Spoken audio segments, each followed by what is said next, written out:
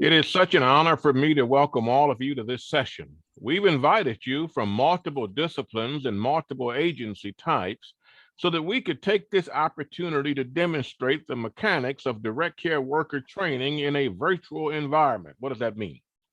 It means that those who work in the adult foster care arena on the front lines, those who are delivering care every day to perhaps some of the most difficult and challenging behavioral and medical cases, have a product that has been designed specifically for them.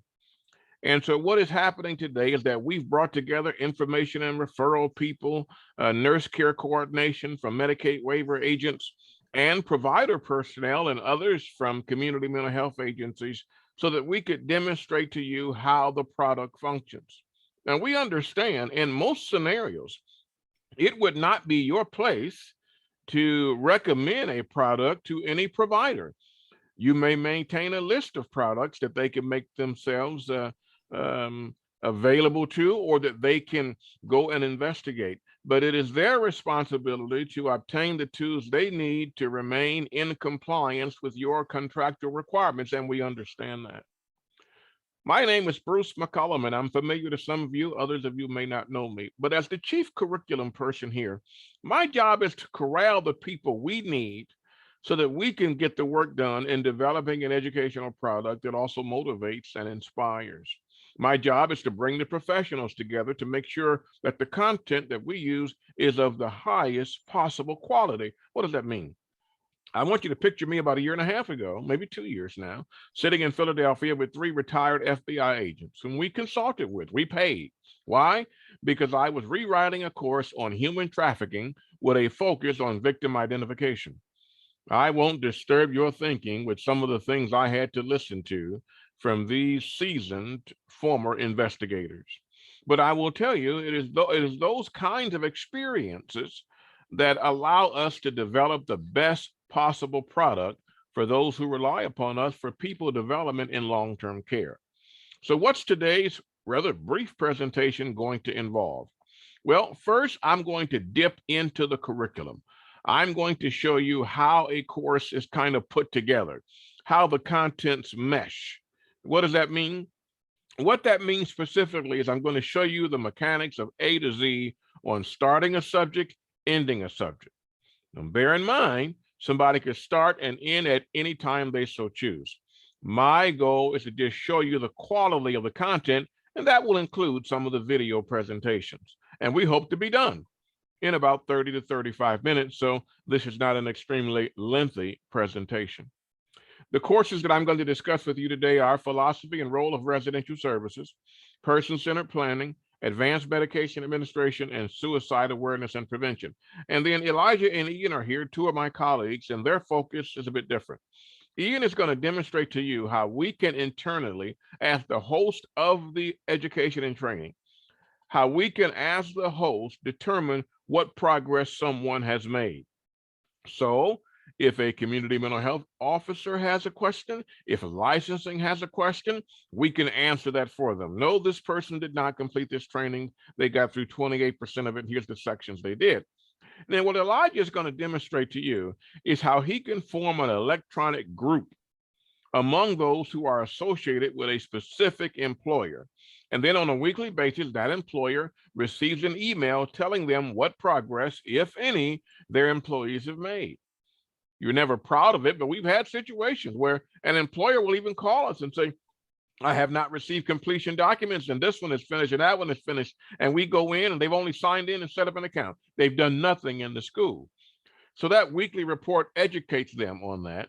And we provide them instructions. So Elijah's going to show you three things. He's going to show you the actual set of instructions that is given to the owner of the adult foster care facility so that they can, as regularly as they would like, check on their people.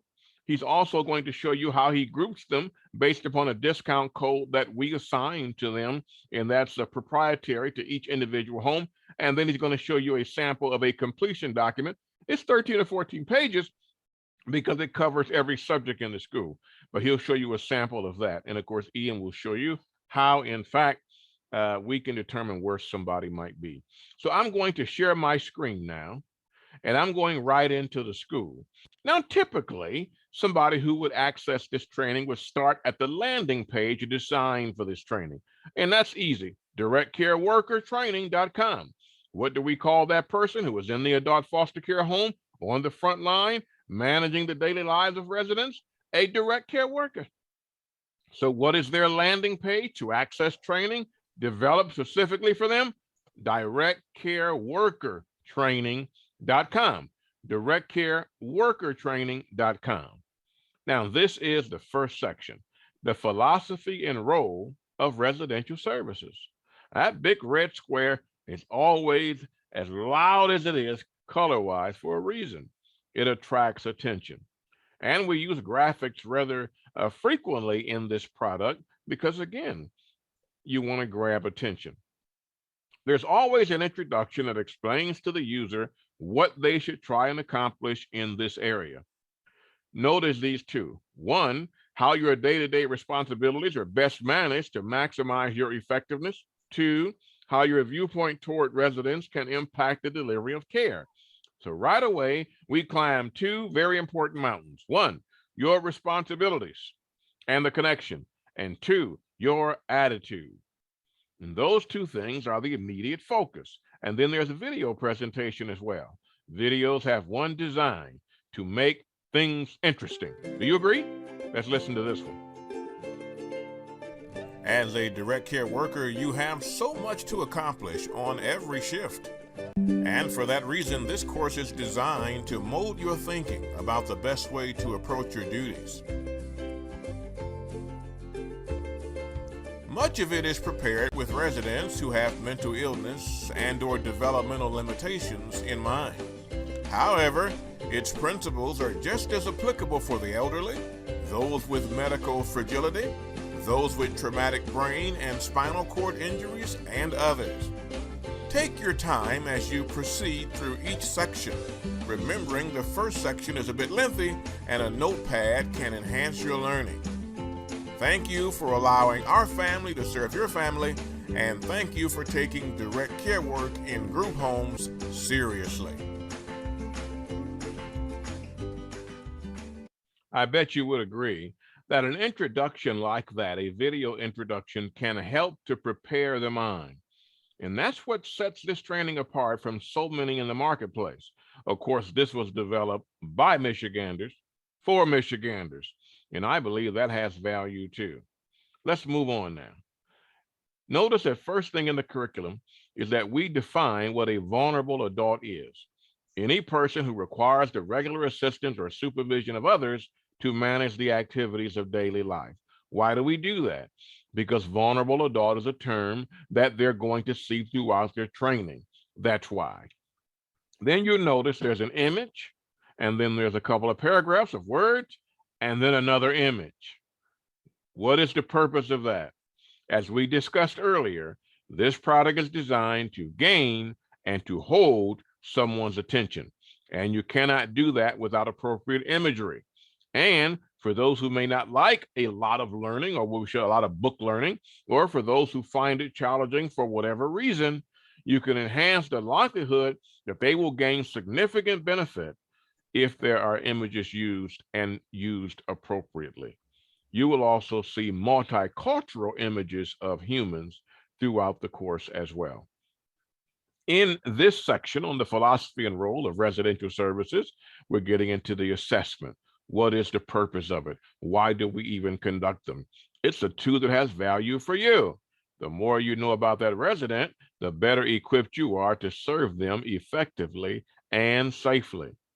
When we get into the discussion about why institutional settings might often provide less freedom and individuality than the community-based settings, such as the adult foster care home, we also complement that with imagery.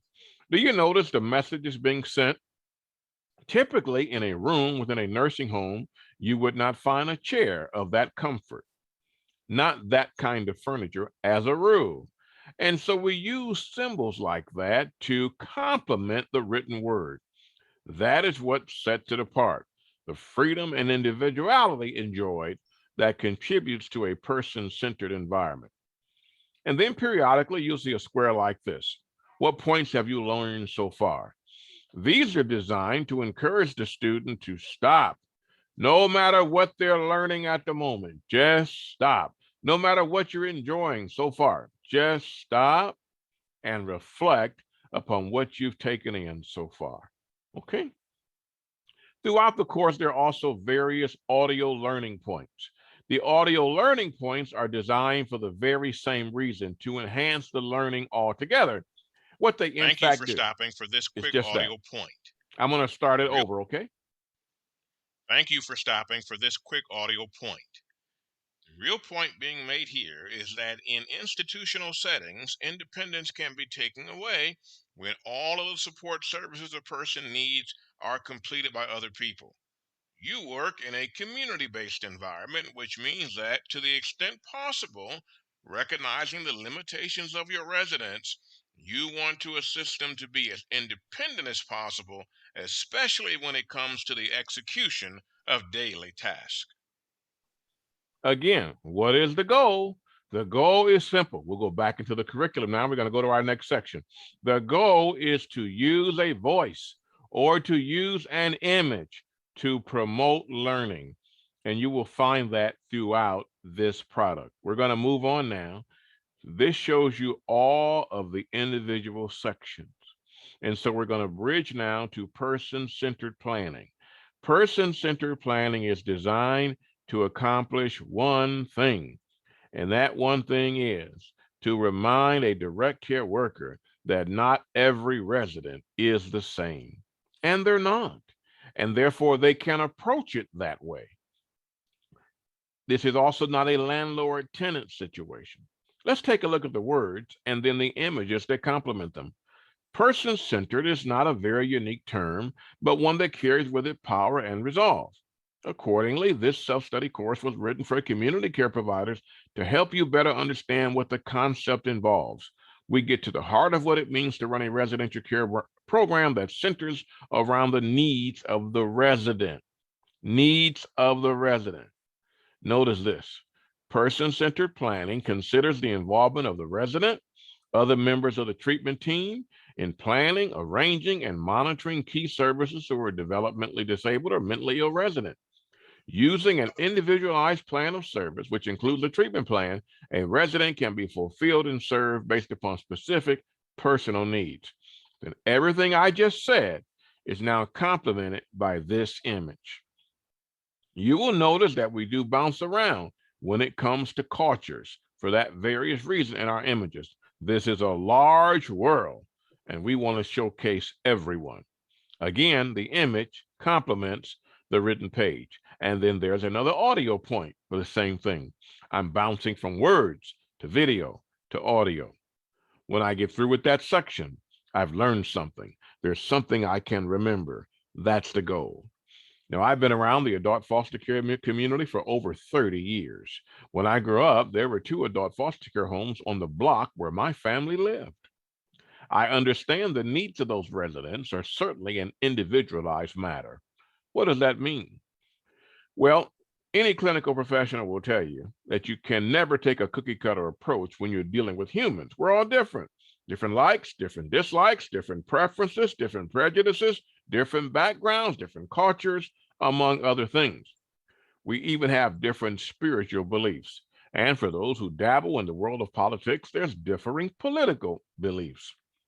The reality is almost everyone you serve will come from a different slice of society. So our goal in this section is to help the direct care worker to understand that there's always a need for us to broaden our thinking so that we maintain a position of acceptance of those we may serve. It can be troubling at times, or shall I say challenging at times. Some homes serve those who are sex offenders. They may not be in a position to create the havoc they once did in their immoral and illicit conduct of yesteryear. It doesn't change the fact that the person could be corrupt in their thinking about the management of human relationships. Yet now, while a vulnerable adult, they are entitled to safe, dignified care from those who can set that aside. And that is a part of person-centered planning. Therefore, our goal is always to ensure that we impact the thinking. And by impacting the thinking, the goal is to assist direct care workers not to allow certain prejudices to creep in and negatively impact the execution of their daily duties. We cover major objectives of the material, and then we give them behavioral characteristics that might be associated with certain diagnoses, paranoid schizophrenia being among them. We talk about the practical things like how everyone can benefit from the person-centered approach. And then we get into this very important section on gentle teaching and de-escalation, what we can do in the home to create an environment that is familial, to create an environment that is unified, which might eliminate the need for us to have to respond to super aggressive behavior, but at the same time, be trained and prepared to do it. Using gentle teaching techniques, which, by the way, are approaches that promote and support calmness, is a huge part of this training. Oh, there's no magic bullet, but there are things that we can do to assist a situation not to become worse than it already is. Here's an example. Let's take a look at this video.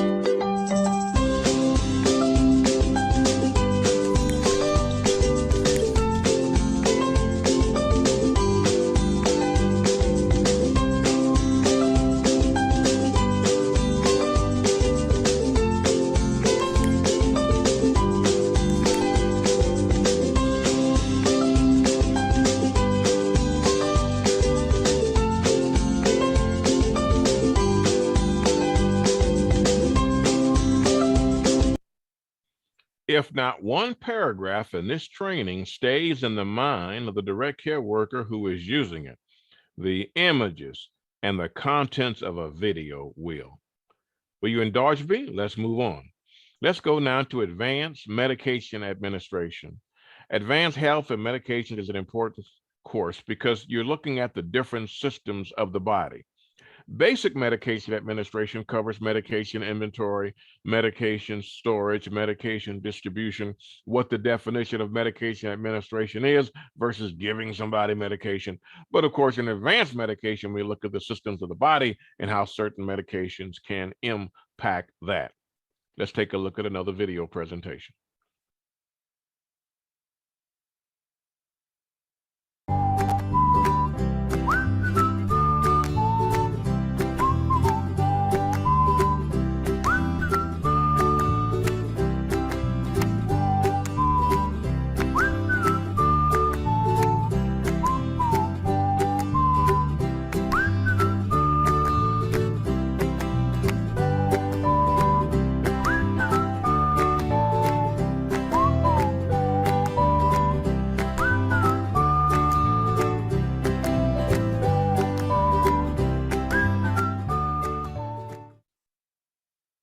Again, if not one paragraph remains with that student, the content of a video and the images will.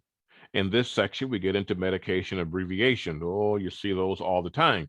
What classes certain kinds of medications are in, dosage forms, certain nevers that apply to medications as well. But then let's take a look at the systems of the body and how medications can impact them. In this brief presentation, we can't cover them all, but you can see how we've effectively tried to use certain images to explain certain systems of the body. For example, the nervous system being a complex network of nerves and cells that carry messages to and from the brain and spinal cord to various parts of our body. The central nervous system, the peripheral nervous system, etc., are broken down. And then the brain, and certain aspects of the brain, including the four principal parts, the stem, the cerebrum, the cerebellum, and the diencephalon. Our goal here in doing this is not to try to create some nursing curriculum to make them understand what the diencephalon is in some 20, 30-minute discussion that could bore somebody to depression. The goal is to explain to them what a doctor sees when a medication is prescribed. If you, as that direct care worker, understands what a doctor sees, then you're better equipped to understand why certain behaviors and even limitations are true in the residents you serve. And the more complex the material is, the more often you will see this image telling them to stop and examine what they might have remembered of benefits so far, and even take a moment and go back up and look at certain other aspects of the training. Again, the goal is to provide information, but at the same time to make it palatable for the audience. I want to move down now to not a fun thing to talk about, but when we're dealing with the mentally ill and others, it's something we have to talk about. It's suicide.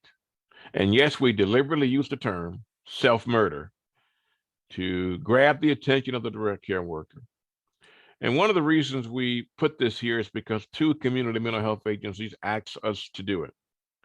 And we always start off with explaining that the malady of suicide is real. Never think that it is not, or it is abstract. I heard this about a guy in Hollywood, etc. Well, it happens closer to home than that. I was 16 years old when a friend of ours took a bottle of pills on our living room couch. I had no idea. He was sitting there listening to music. I was doing my thing. He was older than me.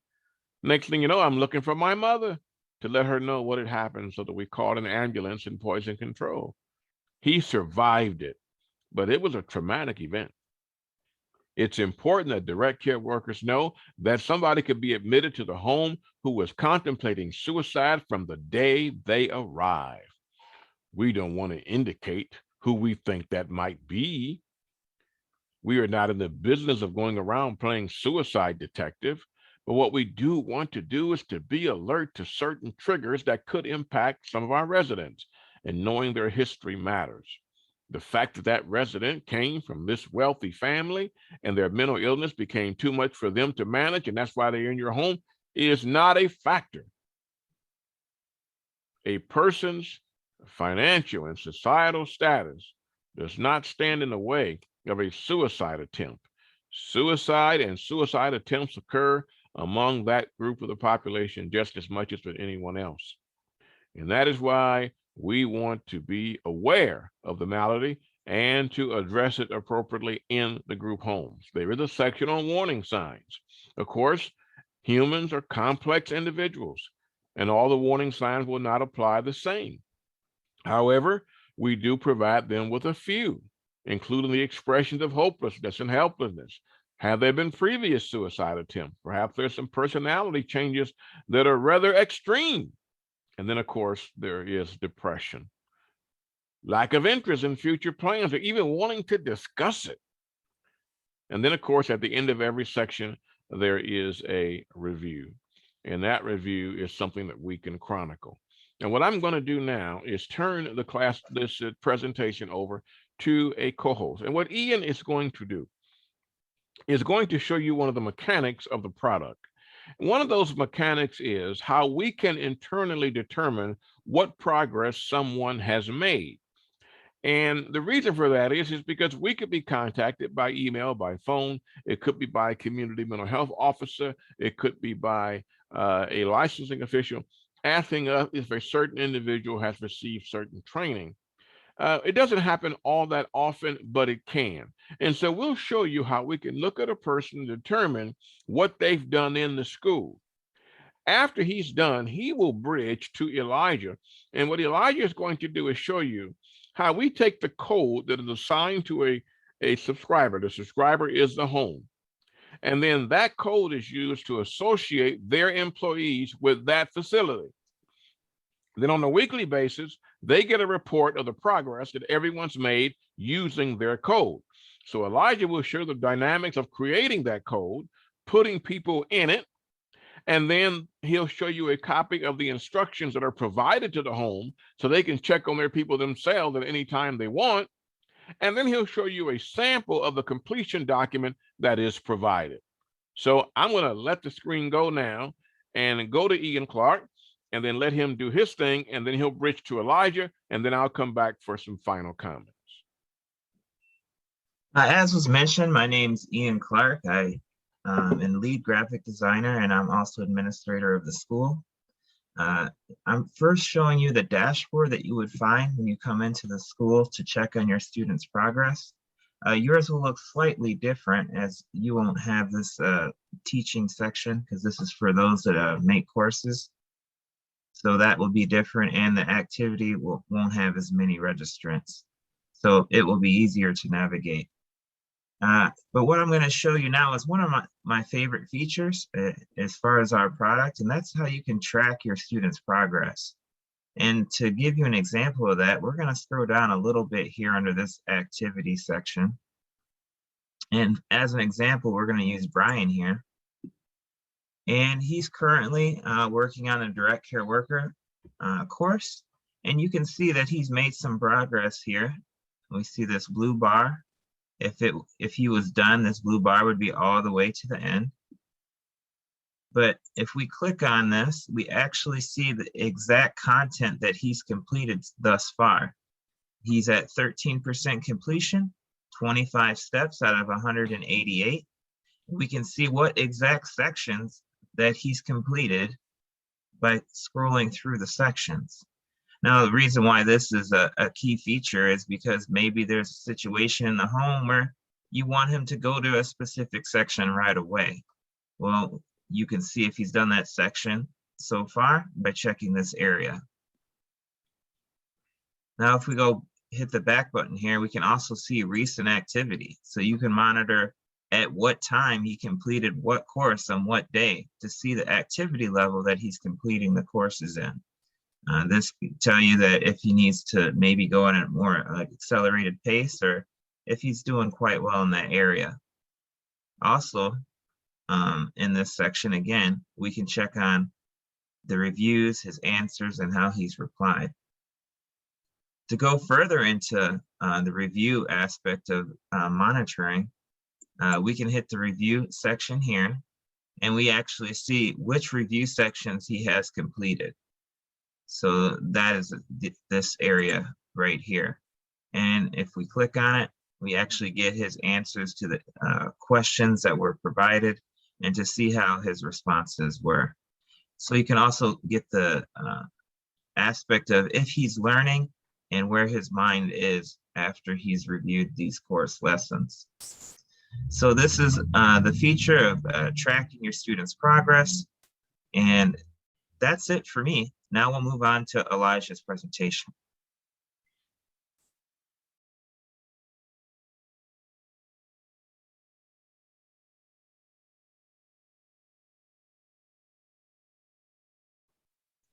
Hello, hello. My name is Elijah Scott. Thanks for that, Ian. As some of you may know, I'm customer service representative for Direct Care Training and Resource Center. I look forward to assisting you and working with you all as we move forward. As was discussed, there is a brand new group feature that we've been highlighting lately with our subscribers. A campaign will be sent out very soon that will enable you to have this and utilize this feature. Now, this is the sort of walkthrough what you can expect when utilizing this feature on your own. First, to start off, once you're signed into the school, click on your home via this menu here, and this is what you'll see. And so where you want to go is click on People. Once you do, you'll see that your group. Now, typically, because this is a test, it says Direct Care Training Team. But for you, it would normally be your facility home or the name of your home. So click on that.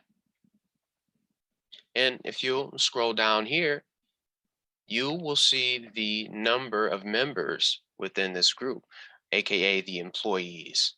And so you would see your name where mine is here, Elijah Scott. And as group admin, you have full control over the amount of employees that's in this group, as well as the features that Ian brought out. You have access to that as well. So let's just see, for example, if I click on Mark Vanderpool, a good friend of mine, an employee here, a fellow administrator, like Ian brought out, you'll be able to see everything that we see pretty much. The paths, the percentage of your employees' completion in that specific course. It's very comprehensive, and we're happy to bring this to your attention and give you that tool. As well, if you would like to add members, you can do that as well. If you click on that, you'll be able to enter your employee's email. And once you do enter your employee's email, an invite will be sent to them. And then once they click on that, they'll be prompted to create an account and be able to enter the school. And from there, they'll be able to use the discount code provided to access the information to that as well. Now, say, for example, if you have a manager or someone like that in your care home, you can click on a person using the triple dots here. And if you click Make Mentor, they will be able to have the similar permissions in the group as well. And I should bring to your attention the weekly reminder that you will get, the weekly digest rather, of your employees' progress, just to sort of see and help you get an idea of where your employees are at and how they're progressing in the training. And this is just an example of what they may look like. In the case here, it'll have the date and a snapshot of activity over the past week. Here at pending reviews, Anne Marie Hunt happened to complete the review. Are you most excited? And Plotcher, Joni, so on and so forth. You'll be able to see all of that as well. And my favorite part of this is the progress last week. So here in this case, the progress that Nicole has made went from 25% to 33%. So it gives you a very comprehensive and an impressive overview of what you can expect and how your employees are progressing in that regard. And so in case you forget this process here in the video, no worries at all. In the campaign, we will have a very comprehensive tutorial that'll walk you through this very same thing that I'm talking about today. And this will be sent to you that will, go over this, as well as some important links that you'll have and, to refer to in case you need help with that. Of course, always reach out to me if you have any questions or concern as customer representative. Just give me a quick email and I'll be sure to get back to you as soon as I can. Well, that's about it in regards to the groups and what you can expect in that area. Now let's turn to the direct care training, direct care worker rather, completion document. And this is what you can expect when you receive that. This is the very first page you'll see. And if you scroll down a bit, you'll get to see the details and everything of what's involved in this case. This is just a sample document. So it'll have your employee's name here, their facility name, the date that they opened their account, the date that they commenced their training, as well as the date in which they completed their training. And then from there, you'll get to see the details and the ins and out of the completion document. Notice that the score may vary depending on the employee and how they approach the information. It also gives the date in which they completed each section. So in this case here, the sample, they completed section 4 on June 13th, 2022. And scroll down a bit more, you'll get to see the date in which they completed it up here. and an idea of all the curriculum. It has all the information that you need there. And of course, this will be sent to them. So it'll have some important reminders, for the caregiver as they move on in the completion document. Just reminders for them as they go about, um, their day to day in the facility, just to make sure that everything is um, all settled in regards to that. All And right. Thank you, Elijah. That is the completion document, and it more than demonstrates what the person did in the school. It's multiple pages, 14 pages, for the AFC provider to put into that person's personnel file and be ready for licensing or community health contract provider inspection. So we'll stop that screen share now. And our goal here was to provide you with an overview of how we function. In addition to providing you with an overview of the product, we want to show you some of the mechanics that are associated with it, and we can only pray that we did that. And of course, online learning at directcaretraining.com is an email that you can use that'll be flashed on your screen as I speak at any time that you might have additional questions. Now that you have a little bit about the product, you understand its value, especially in this virtual world in which we now live, and you've seen the mechanics of being able to track a student's progress so that neither the adult foster care home nor those who fund it are in the dark about whether or not a person is properly equipped to execute their duties in the residential care environment. This has been a June 2022 presentation of Direct Care Training and Resource Center Incorporated. You can find us online at www.directcaretraining.com and more specifically, www.directcareworkertraining.com. We'll say goodbye for now.